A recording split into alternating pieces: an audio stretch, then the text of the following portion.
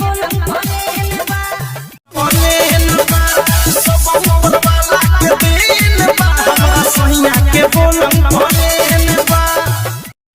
अवधेश प्रेमी यादव जी एक से एक ब्रांड भोजपुरी सॉन्ग आप सबके बीच रोज एक गाना लेके आते रहते हैं। जी हम दोस्तों बता दें कि भोजपुरी के बहुत ही जाने माने सिंगर जो कि हर साल बहुत सारे गाना मार्केट में हिट देते रहते हैं। जी हाँ दोस्तों, अवधेश प्रेमी यादव जी। जी हाँ, अगर आप लोग अवधेश प्रेमी यादव के फैन हैं तो इस चैनल को सब्सक्राइब करके ऑल पर क्लिक कर लीजिएगा कि आने वाला वीडियो आप तक पहुंच सके।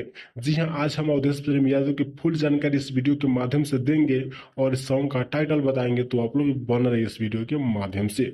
जी हाँ, सैया के होलंग पलेनबा। जी हाँ, सैया के होलंग पलेनबा सॉन्ग का टाइटल है।